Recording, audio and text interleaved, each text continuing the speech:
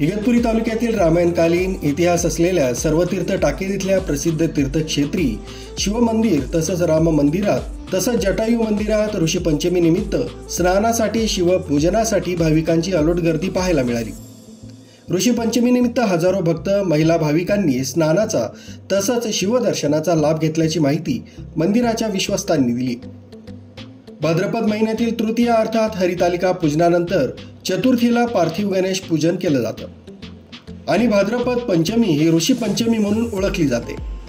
हिंदू संस्कृतीत कश्यप, अत्री, भारद्वाज, विश्वामित्र, गौतम, जमदग्नी तसंच वशिष्ठ या 7 ऋषींविषयी कृतज्ञता व्यक्त करण्यासाठी या प्राचीन सर्वतीर्थ टाकेद तीर्थक्षेत्रावर ऋषीपंचमी साजरी करण्यात येते। सुमित बोधक, न्यूज 7 मराठी, टाकेद।